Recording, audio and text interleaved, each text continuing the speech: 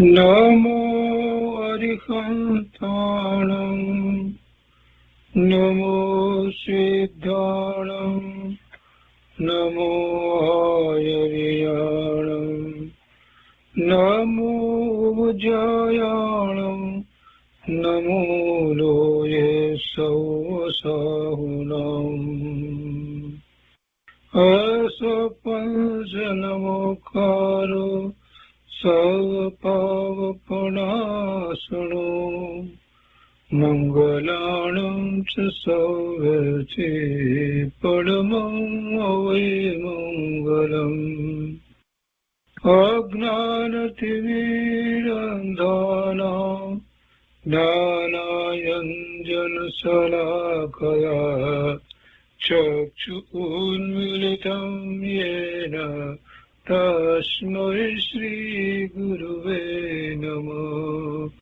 मुखादिव्याकुक्षिरत्नं शब्दजितवर्यात्मजम् श्रीराजचन्द्रयहुं वन्दे तत्त्वलोचनदायकम् प्रभुतत्त्वलोचनदायकम्।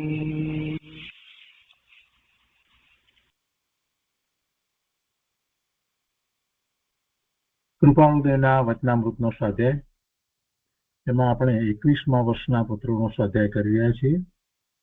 પત્રાંક 32 સુધી સ્વાધ્યાય કર્યો છે. આજે પત્રાંક 33 થી આગળ સ્વાધ્યાય લઈએ છીએ. પાના નંબર 168, પત્રાંક 33. રેવા શંકરભાઈ જગજીવનભાઈને આ પત્ર લખાયો છે. પત્રાંક 33.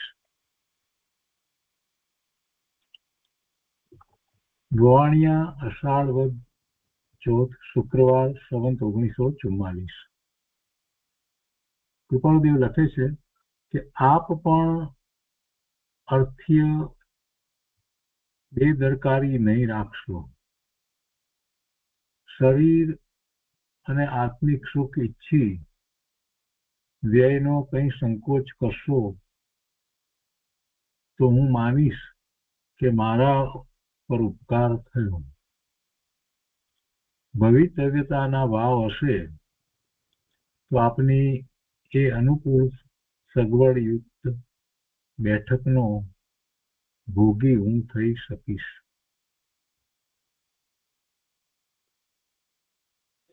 આપ પણ અર્થ્ય બેદરકારી નહીં રાખશો.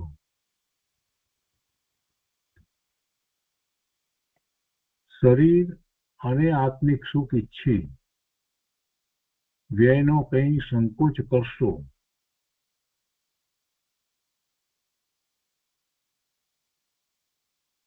તો હું માનીશ કે મારા પર ઉપકાર થયો. એટલે વ્યયનો કંઈક સંકોચ કરવો એટલે કદાચ આર્થિક અપેક્ષાથી વાત હોય, જે ખોટો વ્યય કરતા હોય આર્થિક પૈસા વગેરેનો પરિગ્રહ માટે કે એનો સંકોચ કરવામાં આવે તો માનીશ કે મારા પર ઉપકાર થયો.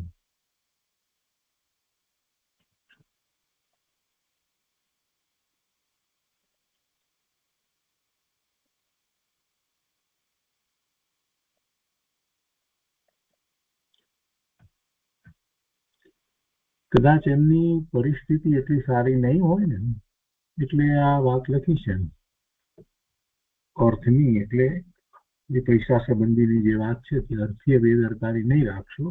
એટલે જે પૈસા વગેરે જે છે એમાં બેદરકારી ન રાખો અને એનો ખર્ચ વગેરે જે છે એ કરવામાં જરાક ધ્યાન રાખો, સંકોચ રાખો તો હું માનીશ કે મારા પર ઉપકાર થયો. અને ભવિતવ્યતાના ભાવ હશે તો આપની એ અનુકૂળ સગવડયુક્ત બેઠકનો ભોગી હું થઈ શકીશ. કોઈક એમની એવી ઈચ્છા હશે કે એવી જગ્યા પોતે બનાવવાની, બેઠક કરવી કે જ્યાં કૃપાળુદેવ પધારે તો ત્યાં સત્સંગ વગેરે ગોઠવી શકાય. તો એ માટે પૈસાનો વ્યય કરવો, ખર્ચ કરવો એવું પણ એમના અંતરમાં હશે. તો એ સંબંધી એમને એટલું માર્ગદર્શન આપ્યું છે કે એવું કઈ વિચાર ના કરશો, જે થવાનું છે તે થશે, અને એ સગવડ બેઠક મને પ્રાપ્ત થવાની હશે તો થશે. એમને એમના પ્રત્યે ઘણો ભાવ હતો ને, એટલા માટે આ વાત લખી છે રેવાશંકરભાઈ સજીવનભાઈને. અથવા તો બીજી રીતે પણ એમાં એક વાત હતી કે રેવાશંકરભાઈની જે ત્યાં એમને ત્યાં કૃપાળુદેવ પછી એમની સાથે જોડાય છે ને, એટલે એ બેઠક સગવડિત બેઠકનો ભોગી હું થઈ શકીશ. આપની અનુકૂળ સગવડયુક્ત બેઠકનો ભોગી હું થઈ શકીશ. તો એમની સાથે ધંધામાં જોડાય છે, એટલે એ અપેક્ષાથી પણ વાત છે કે ભવિષ્યમાં જે થવા એવું હશે તે થશે. મૂળ વાત આટલી કરવી છે. એ પછીથી 34મો અને 35મો કોની ઉપર લખાવે છે સ્પષ્ટ નથી. ભવાણીયા શ્રાવણ વદ તેરસ, સોમવાર, સંવત 1944. અને એમાં લખે છે કે વામ નેત્ર સંબંધી ચમત્કારથી આત્મશક્તિમાં અલ્પ ફેરફાર થયો છે. 32ની અંદર એ વાત આવી હતી ને કે ડાબી આંખ માંથી 4-5 દિવસ થયા એક નાના ચક્ર જેવો વીજળી સમાન ઝબકારો થયા કરે છે, જે આંખથી જરા દૂર જે ઓલવાય છે, લગભગ 5 મિનિટ થાય છે કે દેખાવ દે છે. આ બધી વાત જે આપણે 32મા પત્રમાં વાંચી ગયા, તો એ સંબંધી અહીંયા વાત લીધી છે કે વામ નેત્ર એટલે ડાબા નેત્ર, ડાબી આંખ સંબંધી ચમત્કારથી આત્મશક્તિમાં અલ્પ ફેરફાર થયો છે. કેવો ફેરફાર થયો છે એ અહીંયા સ્પષ્ટ નથી. અને એ પછી 35મો પણ પત્ર કોની ઉપર છે એ અહીંયા સ્પષ્ટ નથી. અહીંયા કહે છે વવાણિયા શ્રાવણ વદ અમાસ, સંવત 1944. કૃપાળુદેવ લખે છે કે ઉપાધિ ઓછી છે એ આનંદજનક છે. ધર્મકરણીનો કઈ વખત મળતો હશે. અને પછી આગળ લખે છે કે ધર્મકરણીનો થોડો વખત મળે છે. આ પોતાની વાત લખી. પેલા જેમની ઉપર લખ્યું એમને માટે લખે છે કે ધર્મકરણીનો કઈ વખત મળતો હશે તમને એમ. અને ઉપાધિ તમને ઓછી છે, આનંદજનક છે. હવે પોતાની વાત અહીંયા લખે છે કે ધર્મકરણીનો થોડો વખત મળે છે, આત્મસિદ્ધિનો પણ થોડો વખત મળે છે. કૃપાળુદેવને આત્મસિદ્ધિનો થોડો વખત મળે છે એટલે શું કે સ્વરૂપની પ્રાપ્તિ માટેનો જે આખો પુરુષાર્થ એમનો થઈ રહ્યો છે એ આત્મસિદ્ધિ, આત્માની સિદ્ધિ, એનો પણ થોડો વખત મળે છે. ધર્મકરણીનો થોડો વખત મળે છે એટલે કે ધર્મની ક્રિયાનો થોડો વખત મળે છે. આત્મસિદ્ધિનો પણ થોડો વખત મળે છે. આત્મસિદ્ધિનો વખત જે છે એનો તો આખી વાત અંતરંગ હોય, અંતરંગ એવું ચિંતન વગેરે હોય અને ધ્યાન હોય. પછી લખે છે કે શાસ્ત્રો પઠન અને અન્ય વાંચનનો પણ થોડો વખત મળે છે. થોડો વખત લેખન ક્રિયા રોકે છે, લખતા ને એટલે થોડો વખત આહાર વિહાર ક્રિયા રોકે છે, એમાં થોડો સમય ચાલે જાય છે. થોડો વખત શૌચ ક્રિયા રોકે છે, નાવું ધોવું વગેરે જે કંઈ થાય એ બધા. અને 6 કલાક નિંદ્રા રોકે છે. હવે આ બધો સમય તો એમનો એ રીતે વ્યતીત થાય છે. અને પછી લખે છે કે થોડો વખત મનોરાજ રોકે છે. મન થોડો વખત મનોરાજ રોકે છે, છતાં 6 કલાક વધી પડે છે. સત્સંગનો લેશ અંશ પણ નહીં મળવાથી વિચારો આ આત્મા વિવેક ગેલછા ભોગવે છે. સત્સંગ બીજા કોઈનો એવો મળતો નથી એટલે પોતે એકલા જ એ વિવેક ગેલછા ભોગવે છે. એટલે વિવેક સહિત પોતે વર્તે છે. આત્મા નો વિવેક છે, સ્વરૂપની દ્રષ્ટિ થઈ છે. એટલે કઈ બીજે કઈ આડી અવળી દ્રષ્ટિ જતી નથી. નહીતર વિવેક જે છે રહે નહીં, સમય ગમે તેમ વ્યતીત થઈ જાય. પણ એમને તો પોતાને શું ઈષ્ટ છે અને શું અનિષ્ટ છે એનો વિવેક વર્તે છે. પોતાને શું આદરણીય છે, શું આશ્રય કરવા લાયક છે અને શું આશ્રય કરવા લાયક નથી એનો વિવેક વર્તે છે. એટલે એને બીજાની અપેક્ષાથી એમ કહી દીધું એટલે કે આ આત્મા વિવેક ગેરચા ભોગવે છે, પણ વિવેકમાં રહે છે. જે ઈષ્ટ છે, જે ઉપયોગી છે, જે કાર્યકારી છે, જે પરમાર્થે પોતાનું કર્તવ્ય માને છે, એ બધી વાત એનો વિવેક હોય છે. એટલે કે એ તરફ રહે છે, વલણ એનું રહે છે. ગમે ત્યાં વલણ ચાલી જાય એમ નથી થતું કે પછી જે સમય મળ્યો તો પછી બીજાઓની સાથે ટોળ ટપ્પા મારવા એવું કઈ નથી થતું. નકામે નું વાંચન કરવું કે એવું કઈ નથી થતું. વિવેક છે ને જે પોતાને હિતકારી નથી એ બધી બાબતમાં મન જતું જ નથી. એવો વિવેક કૃપાળુજને તો વર્તતો હતો. સમય મળ્યો હોય એટલે કઈ ગમે તે વાંચન કરવા બેસી જઈએ કે ગમે તેમ ન્યૂઝ કે આ કે ગમે તે વાંચવા બેસી જઈએ કે કોઈની સાથે વધારે સમય સુધી ફોન ઉપર વાતો કર્યા કરીએ કે આ બધું જે છે એ ધર્મી જીવને સાધક જીવને ન હોય એટલું એને વિવેક રાખવો પડે. જો વિવેક ન રાખે ને અમૂલ્ય સમય છે એને ગમે તેમ વ્યતીત કરી નાખે એ ઠીક ના કહેવાય. એ પછી 36મું છે. 36મું પત્રાંક એમને જુઠાભાઈ પ્રત્યે લખ્યું છે.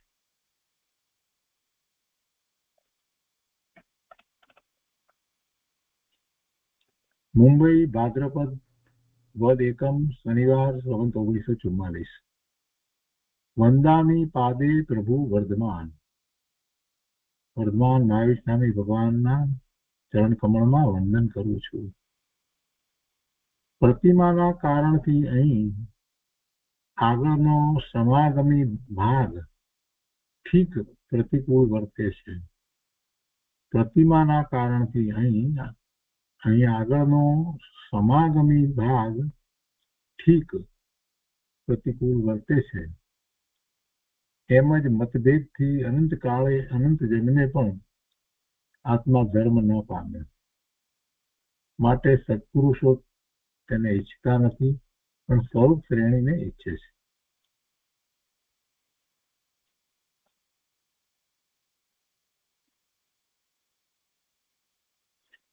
પ્રતિમાના કારણથી અહીં આગળનો સમાગમી ભાગ ઠીક પ્રતિકૂળ વર્તે છે. તેમ જ મતભેદથી અનંત કાળે અનંત જન્મે પણ આત્મા ધર્મ ન પામે.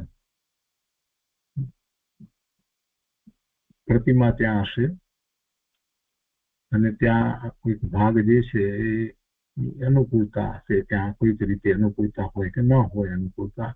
જ્યાં પ્રતિમા હોય છે ત્યારે મંદિરમાં ઘણા લોકોને એમ લાગે છે કે આ નાનું છે કે મોટું છે કે કોઈક રીતે આ જગ્યા આમ છે કે તેમ છે કે એમાં કંઈક ઠીક કોઈક અનુકૂળતું ને પ્રતિકૂળ એમાં માન્યતા કરતા હોય છે ને તો કહે છે કે એ એવા મતભેદને કારણે જીવ પ્રતિમાની સામે બેસીને પણ ધર્મ કર્યા વિના એમને એમ ભવના ભ્રમણ કરતો રહ્યો છે. ગયો છે પ્રતિમાના દર્શન કરવા એટલે કે એ દ્વારા એને ભગવાનના દર્શન કરવા છે અને એ દ્વારા ભગવાનના દર્શન કરી અને એમાંથી એને રૂપસ ધ્યાન દ્વારા પોતાના સ્વરૂપમાં જવું છે. એનું ત્યાં મંદિરમાં જવાનું કારણ તો એ હતું. એને બદલે ત્યાં જઈને પણ અહીંયા આમ ને અહીંયા તેમ આવું બધું કેટલાક લોકો કરતા હોય છે. આ જગ્યાએ પ્રતિમાને આમ હોવી જોઈએ અથવા તો આ જગ્યાનો ભાગ નાનો આ જગ્યાનો ભાગ મોટો કંઈક પ્રકારે મંદિરમાં જઈને એ બધી વાતમાં રોકાઈ રહે છે. એટલે કે છે કે આવું જ કર્યા કર્યું છે મતભેદ અને બીજા કહેતા હોય કે આમ નહીં ને આમ. એમ મતભેદથી અનંત કાળે અનંત જન્મે પણ આત્મા ધર્મ ન પામે. આવું બધું કર્યા કર્યું એટલે ધર્મ પામે નહીં. માટે સત્પુરુષો તેને ઈચ્છતા નથી પણ સ્વરૂપ શ્રેણીને ઈચ્છે છે. પ્રતિમા તો આલંબન છે અને આલંબન એટલા માટે છે કે એ દ્વારા સામાન્ય જીવને પણ યાદ આવે કે પોતે કોણ છે અને પોતે શું કરવાનું છે. એટલા માટે એ પ્રતિમાનું આલંબન મહત્વનું છે. અને એ જ રીતે પ્રતિમાની પૂજા વગેરે પણ હોય છે. એવા આચાર પણ સાધક જીવને એ બધું હોય છે. પણ એને મતભેદનું કારણ બનાવી દેવું ના, તમે આમ પૂજા કરો એમ નહીં, આમ કરાય, આમ નહીં, તમે આ રીતે કરો બરાબર નહીં, પહેલા ચાંદલો અહીંયા કરાય છે તમારું પ્રમાણે કેટલા ટાઈમ પછી અહીંથી કરાય, અહીંથી આમ શરૂ કરીને આમ કરાય, આવું બધું દિગંબર પ્રમાણે તો કે નાડાય નહીં વગેરે વગેરે અનેક પ્રકારે બધી માન્યતાઓ, એના મતભેદો બધા. તો કે છે કે આવા મતભેદને કારણે જ જીવ આલંબન લઈને એને તો જવાનું હતું, તો પ્રભુના ગુણોનો વિચાર કરી અને પોતાનું સ્વરૂપ એવું પ્રભુ સમાન છે એમ કરી અને રૂપસ્થાન કરી અને સ્વરૂપમાં જવાનું હતું. એ તો બધું ક્યાંય રહી ગયું, એને બદલે બીજી બધી વાતમાં પડી ગયું. એટલે કે છે કે સત્પુરુષો તેને ઈચ્છતા નથી, એટલે એવા મતભેદ વગેરે આ તે બધાને નથી ઈચ્છતા. અને એટલે તો એ સ્વરૂપ શ્રેણીને ઈચ્છે છે, એટલે કે આવા મતભેદમાં પડવાનું થાય એ એમને યોગ નથી લાગતું. સ્વરૂપને જ ઈચ્છે છે, સ્વરૂપની ભાવના ભાવે છે. અને મતભેદ ન હોય તો પણ સત્પુરુષો તો શેની ભાવના ભાવે છે? શુદ્ધભાવમાંથી શુદ્ધભાવમાં જવાની જ ભાવના આવે છે. સ્વરૂપ શ્રેણીને ઈચ્છે છે, પોતાના સ્વરૂપમાં વિશેષ એકાગ્રતાને સત્પુરુષો ઈચ્છે છે. એટલે એ મંદિરે જ ગયા હોય તો અને ન ગયા હોય તો પણ, પ્રતિમાના દર્શન કર્યા હોય કે ન કર્યા હોય તો પણ એમની દ્રષ્ટિ તો એવી જ છે કે પ્રભુનું સ્વરૂપ સતત એમના અંતરમાં રહ્યા કરે છે. કેવું પરમાત્માનું સ્વરૂપ છે એનો જ વિચાર હોય છે, અને એના ઉપરથી પોતે બોધપાઠ મેળવી અને પોતાના સ્વરૂપમાં એકાગ્રતાનો પ્રયત્ન કરે છે. સ્વરૂપ શ્રેણીને ઈચ્છે છે. એ પછી 37મો પત્ર છે, મહત્વનો પત્ર છે. મુંબઈ બંદર આશોવદ બીજ, ગુરુવાર, સંવત 1944. પાર્શ્વનાથ પરમાત્માને નમસ્કાર. વર્તમાન 24ના 23માં તીર્થંકર પાર્શ્વનાથ ભગવાનને નમસ્કાર કરે છે.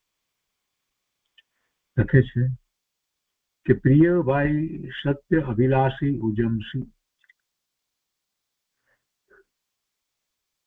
ઉજમસિંહભાઈ ઉપર પત્ર લખે છે, રાજનગર. તમારું હસ્તલિખિત શુભ પત્ર મને કાલે સાયંકાળે મળ્યું. ગઈકાલે સાંજે આપનો પત્ર મળ્યો. તમારી તત્વ જિજ્ઞાસા માટે વિશેષ સંતોષ થયો. જગતને રૂડું દેખાડવા અનંતવાર પ્રયત્ન કર્યું, તેથી રૂડું થયું નથી. કેમ કે પરિભ્રમણ અને પરિભ્રમણના હેતુઓ હજુ પ્રત્યક્ષ રહ્યા છે. જગતને રૂડું દેખાડવા અનંતવાર પ્રયત્ન કર્યું. પોતે એવા પ્રયત્ન કર્યા જગતના જીવો જાણે એ માટે, પણ એથી કઈ પોતાનું સ્વરૂપ જે વસ્તુ સ્વરૂપ જેવું છે, બાહ્યમાં પર્યાય અપેક્ષા, એ કઈ એથી રૂડું થયું નથી. અને બીજી રીતે કહીએ તો જગતને રૂડું દેખાડવા અનંતવાર પ્રયત્ન કર્યા, એટલે આ જગતની વસ્તુ, ચીજ વસ્તુ, આ તે બધું સંયોગ કરીને જે પદાર્થો બધા પ્રાપ્ત થયા એ બધાને એમ કે સારું દેખાડવા માટે અનંતવાર પ્રયત્ન કર્યું, પણ તેથી રૂડું થયું નથી. કેમ કે પરિભ્રમણ અને પરિભ્રમણના હેતુઓ હજુ પ્રત્યક્ષ રહ્યા છે. પરિભ્રમણ પણ હજી રહ્યું છે અને પરિભ્રમણના કારણો પણ હજી પ્રત્યક્ષ રહ્યા છે. એટલે એ બીજા જીવો પોતાને રૂડો કહે, રૂડો જાણે એ માટેનો જે પ્રયત્ન જે છે ને, એ બધો નિરર્થક છે. દ્રષ્ટિ સાચી થઈ નથી ને, અને પરિભ્રમણ થયા કરે છે ને, ભવના ભ્રમણ થયા કરે છે ને, એનો અર્થ જ એ થયો કે પોતાનું સ્વરૂપ જેવું છે તેવું, જેવું રૂડું છે તેવું, એને પર્યાયમાં એવું રૂડું થયું નથી. અંતરંગ તો બધું રૂડું જ છે, અંતરંગ તો બધું શુદ્ધ જ છે, અંતરંગ તો પરિપૂર્ણ છે. તો બહારમાં એ પ્રગટતામાં એમ નથી, પ્રગટપણે એ રૂડું નથી થયું. કેમ કે પરિભ્રમણ અને પરિભ્રમણના હેતુ, પરિભ્રમણના કારણો, આ ભવના ભ્રમણના કારણો જે હજુ પ્રત્યક્ષ રહ્યા છે, દેખાય છે, એ બધા છે. અને પરિભ્રમણ છે, હજી ભવ થશે. એ છે કે એક ભવ જો આત્માનું રૂડું થાય તેમ વ્યતીત કરવામાં જશે તો અનંત ભવનું સાટું વળી રહેશે. એક આખો ભવ ફક્ત આત્માનું રૂડું કરવામાં, પોતાનું રૂડું એટલે આત્માનું રૂડું. પોતાનો આત્મા ભગવાન આત્મા છે, એ પરિપૂર્ણ શુદ્ધ છે, પણ એની પ્રગટતા એવી કરવાની છે. આત્મા તો રૂડો છે, આત્મા તો પૂર્ણ છે, આત્મા તો શુદ્ધ છે, આત્મા તો પવિત્ર છે, પણ એની પ્રગટતા એવી થવી. કેમ કે વર્તમાનમાં તો એને મલિનતા છે. પર્યાયની અંદર અનેક પ્રકારે મલિનતા છે, વિકાર છે, વિભાવ છે. એ ટળી અને જેવું સ્વરૂપ છે એવી પોતાની દશા થાય, એવી પોતાની પર્યાય થાય. એ માટે આખો પુરુષાર્થ કરવાનો હોય.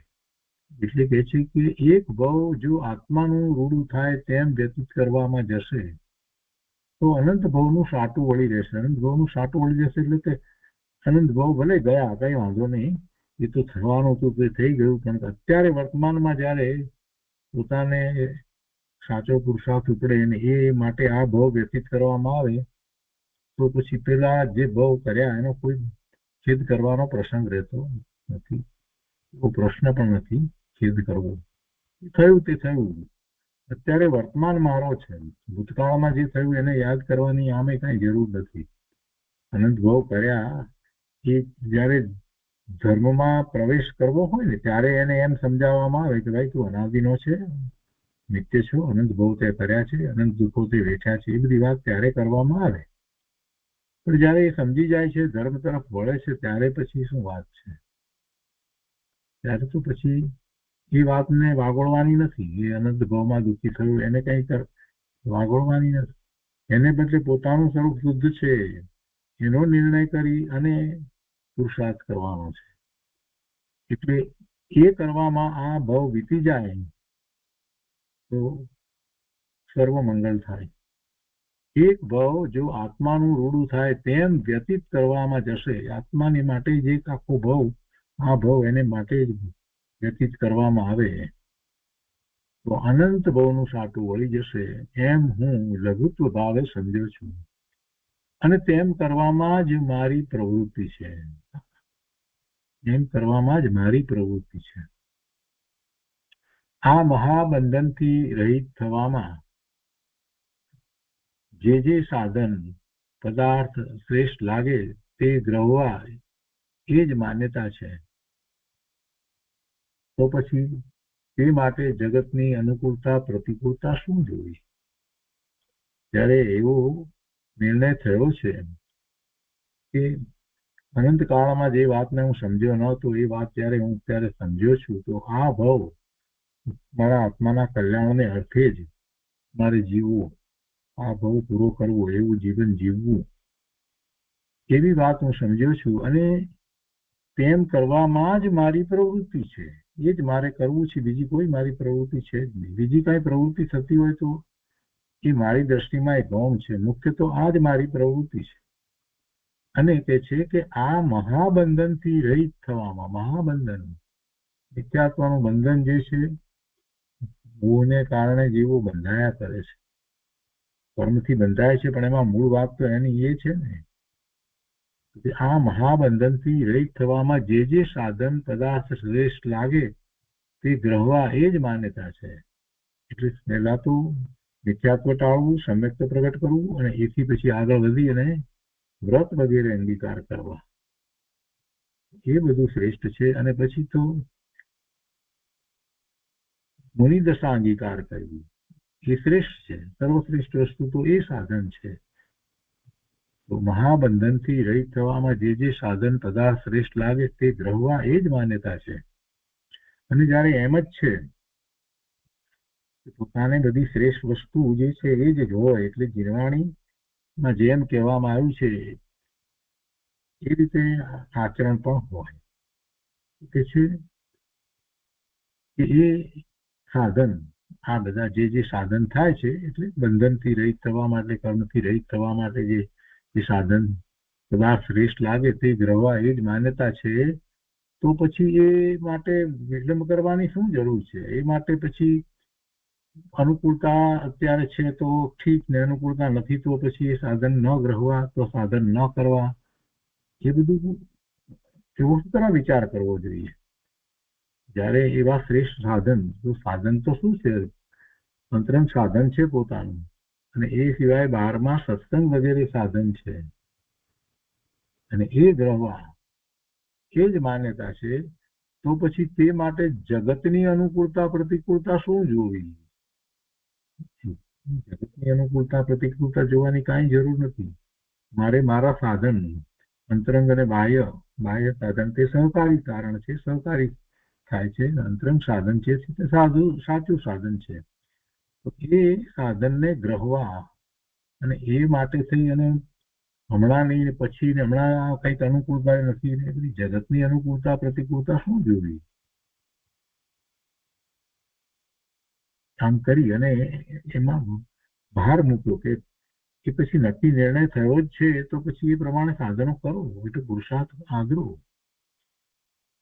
પછી કે છે કોઈના વિશેની વાત છે ને, એટલે કે છે કે તે ગમે તેમ બોલે, તો આત્મા જો બંધન રહિત થતો હોય, સમાધિમાં દશા પામતો હોય, તો તેમ કરી લેવું. કોઈ બીજા ગમે તેમ બોલતા હોય તો પણ તમારે એમાં એના વિચારમાં અટકવું નહીં, રોકાવું નહીં. જો ખરેખર એવો પુરુષાર્થ ઉપડ્યો હોય કે જે પુરુષાર્થથી ઘણી નિદ્રા થતી હોય અને ઓછો બંધ પડતો જાય, અને એમ એ બંધન રહિત થતો હોય આત્મા, અથવા તો આગળ વધી અને પછી કહીએ તો સમાધિમય દશા પામતો હોય, તો તેમ કરી લેવું. એટલે પેલા ગમે તેમ બોલે તો એને કારણે આપણો પોતાનો પુરુષાર્થ છોડી ના દેવો, અટકી ના જવું એના લીધે થઈને, અને એમ કરી લેવું. પોતાનો સમાધિમય દશા તમને એમ લાગતું હોય કે આત્મા લક્ષ કરીએ અને એવા પરિણામ થઈ શકે છે, તો પછી તમે એ નિર્ણયને મુખ્ય રાખો, એને પાક્કો રાખો, અને એમાં પછી બીજાઓ શું કહે છે, બોલે છે, એ બધી વાતમાં પડશો નહીં, અને એમાં અત્યારે અનુકૂળતા છે કે નથી એવો વિચાર ના કરશો. એમ અહીંયા પ્રભાવદેવનો કહેવાનો અર્થ છે. તેમ કરી લેવું. તે ગમે તેમ બોલે, પણ આત્મા જો બંધન રહિત થતો હોય, સમાધિમય દશા પામતો હોય, તો તેમ કરી લેવું. એટલે કીર્તિ અપકીર્તિથી સર્વકાળને માટે રહિત થઈ શકાશે. એમ કરી લેશો તો પછી કોઈ અપકીર્તિ મળવાનો ભય પણ રહેશે નહીં, કે કીર્તિ માટેની રુચિ પણ રહેશે નહીં, કે મને યશ પ્રાપ્ત થાય, કીર્તિ પ્રાપ્ત થાય, એવું પણ રહેશે નહીં. એ બધું કાયમ માટે ચાલી જશે. આગળ કહે છે અત્યારે એ વગેરે એમના પક્ષના લોકોના જે વિચારો મારે માટે પ્રવર્તે છે તે મને ધ્યાનમાં સ્મૃત છે, પણ વિસ્મૃત કરવા એ જ શ્રેયસ્કર છે. બીજા પક્ષના લોકો કંઈક કૃપાળુદેવ વિશે બોલતા હોય, એટલે કેમ કે પોતે તો ગૃહસ્થ છે ને કૃપાળુદેવ, એટલે તો કે છે કે મારે માટે જે બોલે છે એ બોલે તો ભલે બોલે, એ મને ખ્યાલમાં છે, અને ખ્યાલમાં છે ને પણ પાછા હું એને કઈ યાદ કરતો નથી. એ વિસ્મૃત કરવા એ જ શ્રેયસ્કર છે. તમે પણ એને ભૂલી જાઓ. વળી કહે છે કે તમે નિર્ભય રહેજો. પેલા લોકો કંઈક કરે એમ લાગે ને, વિરોધ કરશે, શું કરશે, આમ તેમ કદાચ બોલતા હશે, તો એ કૃપાળુદેવ કહે છે કે તમે નિર્ભય રહેજો. મારે માટે કોઈ કંઈ કહે તે સાંભળી મૌન રહેજો. કંઈક કૃપાળુદેવ માટે કંઈક ઝીણું બોલે તો કૃપાળદેવના ભક્તજનને ખૂબ ખેદ થાય અને કદાચ એ એની સાથે વાદ વિવાદમાં પડી જાય તો કે છે કે તમે એવું કઈ ન કરશો, તમે એ સાંભળી મૌન રહેજો. તેઓને માટે કઈ શોક હર્ષ કરશો નહીં, કેમ આવું બોલે છે ને લોકો આવું ન બોલવું જોઈએ ના તેની બધી બાબતમાં પડશો નહીં. એ સંબંધી તમે કાંઈ હર્ષ શોક કરશો નહીં. જે પુરુષ પર તમારો પ્રશસ્ત રાગ છે એ તો કૃપાળદેવ, જે પુરુષ પર તમારો પ્રશસ્ત રાગ છે તેના ઈષ્ટદેવ પરમાત્મા જીન મહાયોગીન્દ્ર પાર્શ્વનાથ આદિકનું સ્મરણ રાખજો. તમારો જેમના પ્રત્યે રાગ છે, પ્રશસ્ત રાગ છે, શુદ્ધ રાગ છે, એટલે એવા કૃપાળુદેવ પ્રત્યે રાગ છે. શ્રી કૃપાળુદેવના ઈષ્ટદેવ પરમાત્મા જીન મહાયોગીન્દ્ર પાર્શ્વનાથ આદિકનું સ્મરણ રાખજો. એમના એટલે મહાદેવ, પાર્શ્વનાથ આદિક બધા જ એમનું સ્મરણ તમે પણ રાખજો અને જેમ બને તેમ નિર્મોહી થઈ મુક્ત દશાને ઈચ્છજો. આ બધી વાતમાં પડશો નહીં. આ એક પ્રકારનો મોહ છે, તમે એ બધો મોહ રાખશો નહીં. આમ જ થવું જોઈએ. એમને પણ કૃપાળુદેવ નો વિનય રાખવો જોઈએ, એમની વાતને સમજવી જોઈએ. આવો બધું તમને મનમાં ભાવ ઉઠે કદાચ તો એ બધું છોડી દેજો. નિર્મોહી થઈ મુક્ત દશાને જો કોઈ પણ પ્રકારનો કોઈ પણ ધર્મ સંબંધીની વાતમાં પણ તમે મોહ કરશો નહીં અને માત્ર તમારું મુક્ત સ્વરૂપ છે, શુદ્ધ સ્વરૂપ છે, પવિત્ર સ્વરૂપ છે, તો એવી સિદ્ધ દશાને તમે ઈચ્છજો. આગળ કહે છે કે જીવિતવ્ય કે જીવન પૂર્ણતા સંબંધી કઈ સંકલ્પ વિકલ્પ કરશો નહીં. જીવિતવ્ય એટલે કેવી રીતે જીવવામાં આવે છે જીવન તે, અને કે પછી જીવન પૂર્ણતા કેવું જીવન પૂરું થશે કેવી રીતે, તો એ સંબંધી કઈ સંકલ્પ વિકલ્પ કરશો નહીં. ઉપયોગ શુદ્ધ કરવા આ જગતના સંકલ્પ વિકલ્પને ભૂલી જજો. ઉપયોગ શુદ્ધ કરવા, પોતાના જ્ઞાન દર્શનના ઉપયોગ શુદ્ધ ક્યારે થાય,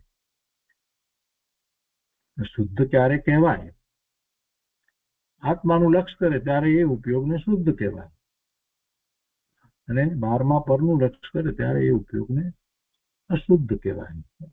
અને અશુદ્ધ ઉપયોગ જ્યારે હોય ત્યારે એને શુદ્ધ અશુદ્ધ ભાવ હોય. તો ઉપયોગ શુદ્ધ કરવા આ જગતના સંકલ્પ વિકલ્પને ભૂલી જજો.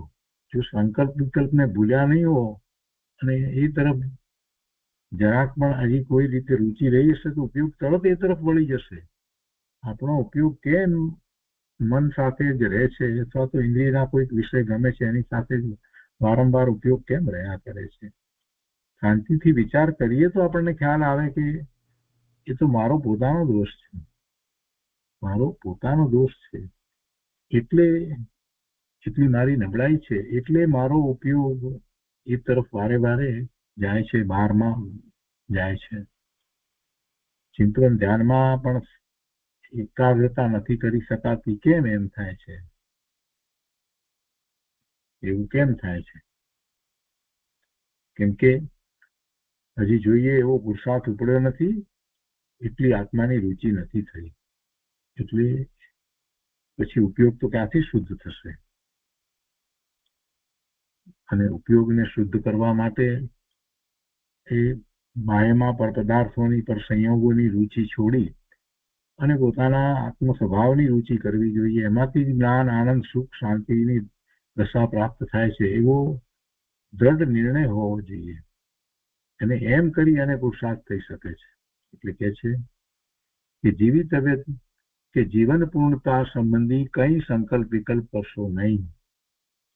ઉપયોગ શુદ્ધ કરવા, અથવા તો એમ કહીએ કે શુદ્ધ ઉપયોગ થઈ ગયો હોય એને પણ પછી જો એનો ઉપયોગ તેવો શુભાશુભ ભાવમાં ન જાય એવી જાગૃતિ રાખવી હોય તો એને એકમાત્ર સ્વરૂપનો જ વિચાર કરવો જોઈએ. એટલે કે છે અહીંયા તો કે ઉપયોગ શુદ્ધ કરવા આ જગતના સંકલ્પ વિકલ્પને ભૂલી જજો. પાર્શ્વનાથ આદિક યોગીશ્વરની દશાની સ્મૃતિ કરજો. પાર્શ્વનાથ આદિક કહ્યું છે એટલે બધા તીર્થંકર ભગવાનની યોગીશ્વરની દશાની સ્મૃતિ કરજો. એટલે એમની જે દીક્ષા લીધા પછીથી જે નિર્વિકલ્પ ધ્યાનની જે દશા જે છે એને સ્મૃતિમાં લાવજો કે કેવું અદભુત ધ્યાન એમને થતું છે. કેમ કે એવું અદભુત ધ્યાન થાય ત્યારે જે શ્રેણી ચડે ને અને પછી કેવળ જ્ઞાન પ્રગટ કરે ને તો કે છે કે એવા વાસના સાદી કે બધા તીર્થંકર ભગવાનની યોગીશ્વરની દશાની સ્મૃતિ કરજો. અને પછી એ જયારે થાય છે ત્યાર પછી આત્મા સાથેનો યોગ, આત્મા સાથેનું જોડાણ થઈ જાય છે. એમને પછી એવો પુરુષાર્થ ઉપડે છે ને પછી એમાં તો પોતે સ્વરૂપમાં સ્થિર થઈ જાય છે. ભાવ મોક્ષની દશાને પ્રગટ કરે છે. એ દશા એવી યોગીશ્વરની દશા ની સ્મૃતિ કરજો, એને ખ્યાલમાં લેજો.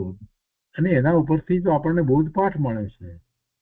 એ તો હંમેશા ભગવાનની જે દશા જે છે એ દશાનો વિચાર કરીએ છીએ, એમના પુરુષાર્થનો વિચાર કરીએ છીએ તો એમાંથી તો આપણને ઘણું બળ પ્રાપ્ત થાય છે.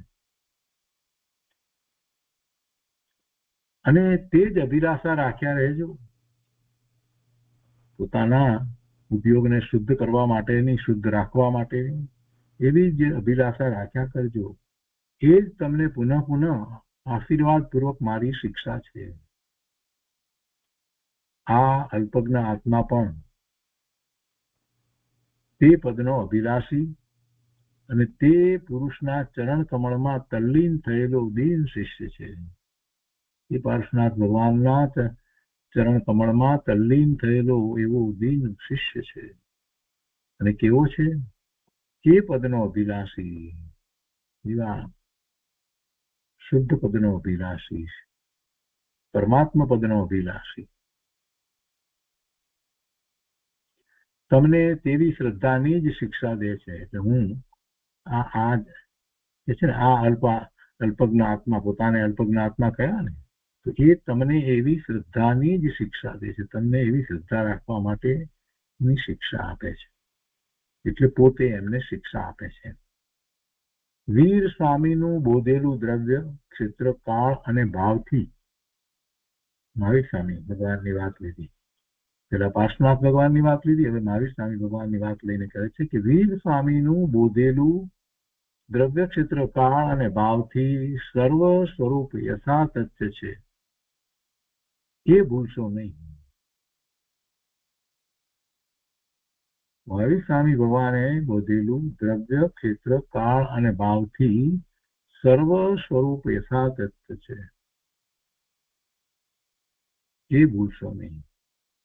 સ્વ દ્રવ્ય, પોતાનું દ્રવ્ય, પોતાનું ક્ષેત્ર, પોતાના પરિણામ થાય છે એટલે પોતાનો કાળ અને પોતાનો ભાવ, આત્માના લક્ષ્ય થયેલો ભાવ, એવા દ્રવ્ય, ક્ષેત્ર, કાળ અને ભાવથી સર્વ સ્વરૂપ યથાતથ્ય છે, તેમ છે તેમ જ છે, એમાં કોઈ ફેર નથી, એ ભૂલશો નહીં. બીજી રીતે પણ વિચાર કરીએ તો આખી ધ્રુવ વસ્તુની અહીંયા તો વાત કરી કે એમણે જે બોધ્યું છે દ્રવ્ય, ક્ષેત્ર, કાળ અને ભાવથી સર્વ સ્વરૂપ યથાતથ્ય છે, જેમ છે તેમ છે, તો એ જ એનું દ્રવ્ય છે જે અનંત ગુણના સમૂહરૂપ છે, અસંખ્યાત પ્રદેશ પ્રમાણ છે, અને એ એનું ક્ષેત્ર છે, એ સંખ્યાત પ્રદેશ એટલું ક્ષેત્ર છે. અને સમય જે સમય એક સમય એ પોતે પોતાના સ્વભાવ ભાવે પરિણમી રહ્યો છે, એટલે અંદરમાં એ શુદ્ધ પરિણમન ચાલી રહ્યું છે, એ જ એનો કાળ છે. અને ભાવ પણ શુદ્ધ છે. તો એ સર્વ સ્વરૂપ જેમ છે તેમ જ છે, એ ભૂલશો નહીં. એમાં કોઈ મલિનતા આવી નથી. અંદરમાં જે ભવન ચાલી રહ્યું છે, અનંત ગુણોનું ભવન ચાલી રહ્યું છે, એમાં કોઈ મલિનતા આવી નથી. એ જ ભાવ છે, સતત એ જ ભાવ છે, અનાદિનો એ જ ભાવ રહ્યો છે. પણ આ જીવે એનું લક્ષ્ય નથી કર્યું ને એટલે એને ખ્યાલ નથી આવતો. આત્મા કેવો છે એ અનુભવવાનો વિષય છે ને, તો અનુભવવાનો પ્રયત્ન કર્યો નથી અનાદિથી, એટલે એને ખ્યાલ નથી આવતો આત્મા કેવો છે. એટલે કહે છે અહીંયા કે વીર સ્વામીનું બોધેલું દ્રવ્ય, ક્ષેત્ર, કાળ અને ભાવથી સર્વ સ્વરૂપ યથાતથ્ય છે. ભગવાનના જ્ઞાનમાં એ વાત આવી છે, તો એ ભૂલશો નહીં.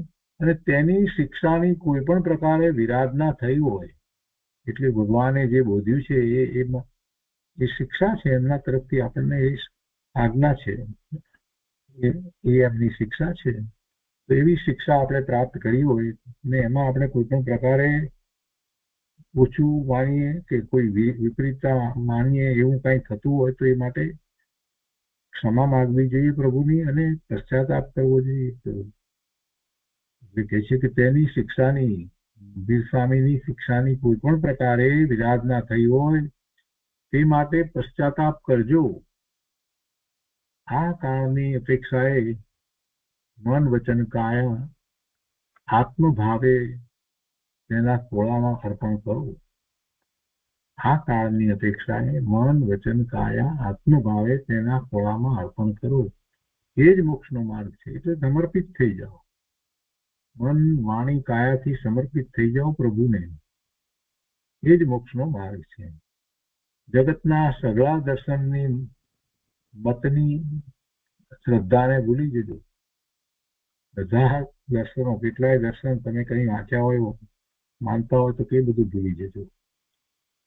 જૈન સંબંધી સર્વ ખ્યાલ ભૂલી જજો. માત્ર તે સત્પુરુષોના અદ્ભુત યોગ સ્ફુરિત ચરિત્રમાં જ ઉપયોગને પ્રેરશો. જૈન સંબંધી સર્વ ખ્યાલ ભૂલી જજો. આ રીતે જૈન વાણિયા, જૈન અમારા બાપ દાદા આ બધું જૈન પણ જે છે, જે કઈ માન્યતાઓ જે ચાલી આવે છે ઓઘે ઓઘે, તો કે છે બધું ભૂલી જજો. જન્મ્યા છે વાણિયાને ત્યાં, જેમ પોતાને જૈન માને છે ને ઓઘે ઓઘે બધું ચાલે જાય છે, તો એ બધું ભૂલી જજો. તો શું કરવું? તો માત્ર તે સત્પુરુષના અદ્ભુત યોગ સ્ફુરિત ચરિત્રમાં જ ઉપયોગને પ્રેરશો. એમનો પુરુષાર્થ, એમનું ચારિત્ર, એમને જે પુરુષાર્થ કરી અને જે કેવળ જ્ઞાન પ્રગટ કર્યું એ દશા, આત્મા સાથે એમનો યોગ જોડાણ, એને જ તમે દ્રષ્ટિમાં લેજો, એનો ઉપયોગ રાખજો. એના તરફ સમજવાનો અને એવા એમના ચારિત્રને, એમના પુરુષાર્થને સમજી અને એવો જ પુરુષાર્થ કરવા માટે નિર્ણય કરવો, સ્વરૂપ તરફ વળવું, આ બધું કરવા યોગ છે. એટલે એમ ઉપયોગને પ્રેરશો, તમારા ઉપયોગને એ પ્રમાણે પ્રેરશો. એ રીતે તમે પણ તમારા સ્વરૂપ તરફ વળજો. ઉપયોગ ગમે ત્યાં બહારમાં ફરે છે, એને બદલે મહાવીર સ્વામી ભગવાનની આ વાત લેવી છે તો એમનું ચારિત્ર, એમનું જીવન, એમને ભાવ મોક્ષની દશા કેવી રીતે પ્રગટ કરી એ બધું, અને એમનો પુરુષાર્થ, એને તમે ખ્યાલમાં રાખજો. આગળ કહે છે કે આ તમારા માનેલા મુરબ્બી માટે કોઈ પણ પ્રકારે હર્ષ શોક કરશો નહીં. કશે એ પણ મુરબ્બી માનતા હશે, એ કોઈક બીજી રીતે વર્તતા હશે ને, એટલે કે છે કે તમારા માનેલા મુરબ્બી માટે કોઈ પણ પ્રકારે હર્ષ શોક કરશો નહીં. અથવા તો બીજી રીતે કહીએ તો કૃપાળુ દેવને અહીંયા એમણે પોતાના મુરબ્બી માન્યા હોય એવું વાત વધારે લાગે છે. કેમ કે પછી આગળ વાક્ય એમ કહે છે કે તેની ઈચ્છા માત્ર સંકલ્પ વિકલ્પથી રહિત થવાની જ છે. એટલે કૃપાળુ દેવની ઈચ્છા એવી હતી, સંકલ્પ વિકલ્પથી રહિત થવાની. એટલે એમના માટે કોઈ બીજાઓ કંઈ પણ બોલતા કરતા હોય તો એને કારણે તમે કોઈ પણ પ્રકારે શોકિત ન થશો. એમ આ તમારા માનેલા મુરબ્બી માટે કોઈ પણ પ્રકારે હર્ષ શોક કરશો નહીં. તેની ઈચ્છા એટલે એ મુરબ્બી તરીકે પોતે હોય તો એમ પોતાની ઈચ્છા તો માત્ર સંકલ્પ વિકલ્પથી રહિત થવાની જ છે. તેને અને આ વિચિત્ર જગતને કઈ લાગતું વળગતું કે લેવા દેવા નથી. કૃપાળુદેવની પોતાની વાત છે ને કે કૃપાળુદેવને આ જગત સાથે કાંઈ લેવા દેવા નથી, કાંઈ લાગતું વળગતું નથી. એટલે તેમાંથી તેને માટે ગમે તે વિચારો બંધાય કે બોલાય તે ભણી હવે જવા ઈચ્છા નથી. બીજા લોકો કાંઈ પણ બોલે કે કઈ વિચારે તો એ સંબંધી કઈ હવે કઈ હર્ષ શોક કરવા જેવું લાગતું નથી. કોઈ પ્રશંસા કરે કે કોઈ ટીકા કરે, કોઈ પણ રીતે તમે તેમ બોલતા હોય તો પણ એ સંબંધીનો કોઈ વિકલ્પ હવે ઉઠતો નથી. એ તરફ જવાનું મન થતું નથી. કોઈ પણ રીતે બોલે તો પણ જગતમાંથી જે પરમાણુ પૂર્વકાળે ભેળા કર્યા છે તે હળવે હળવે તેને આપી દઈ ઋણ મુક્ત થવું. જગતમાંથી જે પરમાણુ ભેગા કર્યા છે, શરીર રૂપે, કર્મ રૂપે, બધા જગતમાંથી જે પરમાણુ ભેગા કર્યા છે તે જગતને પાછા આપી દઈને ઋણ મુક્ત થવું. એનો અર્થ શું થયો કે કર્મ રહિત દશાને પ્રાપ્ત કરવી. એ જ તેની સદા ઉપયોગી, વહાલી, શ્રેષ્ઠ અને પરમ જિજ્ઞાસા છે. કોની? કૃપાળુદેવની. તેની એટલે કૃપાળુદેવની. આ બધા જે પરમાણુ ભેગા કર્યા છે, જે બધાને આપી દઈ ઋણ મુક્ત થવું, એટલે કે કર્મ રહિત દશા પ્રાપ્ત કરવાની કૃપાળુદેવની ઈચ્છા છે. એ તેની સદા ઉપયોગી, વહાલી, શ્રેષ્ઠ અને પરમ જિજ્ઞાસા છે. બાકી તેને કંઈ આવડતું નથી. પોતાને કંઈ આવડતું નથી. એ સિવાય તે બીજું કંઈ ઈચ્છતો નથી. પૂર્વ કર્મના આધારે તેનું સઘળું વિચરવું છે એમ સમજી પરમ સંતોષ રાખજો. એટલે બાહ્યમાં કંઈ પણ જે દેખાતું હોય તો એ પૂર્વ કર્મના ઉદયને કારણે છે એમ સમજી અને તમે સંતોષ રાખજો. અને આ વાત ગુપ્ત રાખજો. કેમ આપણે માનીએ છીએ અથવા કેમ વર્તીએ છીએ તે જગતને દેખાડવાની જરૂર નથી. પણ આત્માને આટલું જ પૂછવાની જરૂર છે કે જો મુક્તિને ઈચ્છે છે તો સંકલ્પ, વિકલ્પ, રાગ, દ્વેષને મૂક, અને તે મૂકવામાં તને કઈ બાધા હોય તો કે. શું કે છે? આત્માને આટલું જ પૂછવાની જરૂર છે. પોતાના આત્માને એમ પૂછવું કે ભાઈ મુક્તિને ઈચ્છે છે તો સંકલ્પ, વિકલ્પ, રાગ, દ્વેષને મૂકવામાં તને કઈ વાંધો છે, બાધા છે ઓકે? તો તેની મેળે માની જશે. એટલે આત્મા માની જશે અને તે તેની મેળે મૂકી દેશે. આત્મા પછી રાગ, દ્વેષ, સંકલ્પ, વિકલ્પ બધું છોડી દેશે. આપણે આપણા આત્મા સાથે વાર્તાલાપ કરવાનો. આપણા આત્માને પૂછવાનું કે ભવના ભ્રમણથી થાક્યો છે, હવે પૂર્ણ શુદ્ધ દશા, સિદ્ધની દશા પ્રગટ કરવી છે. તો હા, તો પછી આ સંકલ્પ, વિકલ્પ અને નકામી બધી વાતો ને છોડવી હોય છોડવા માટે તૈયાર છે કે તને વાંધો છે? આ સંકલ્પ, વિકલ્પ ને રાગ, દ્વેષ જે છે થઈ રહ્યા છે તો એને છોડવામાં તને કઈ અડચણ પડે છે? તને વાંધો છે? કેમ કે એ છોડ્યા વિના તો આત્માની પ્રાપ્તિ થશે નહીં. મુક્ત દશા ક્યાંથી પ્રાપ્ત થશે? એમ આપણે આપણી જાત સાથે વાર્તાલાપ કરવાનો છે. એટલે એની મેળે એ માની જશે. એટલે આત્મા માની જશે. એટલે કે એમ આત્માને દ્રઢતા થઈ જશે કે આ બધું છોડવા યોગ્ય છે.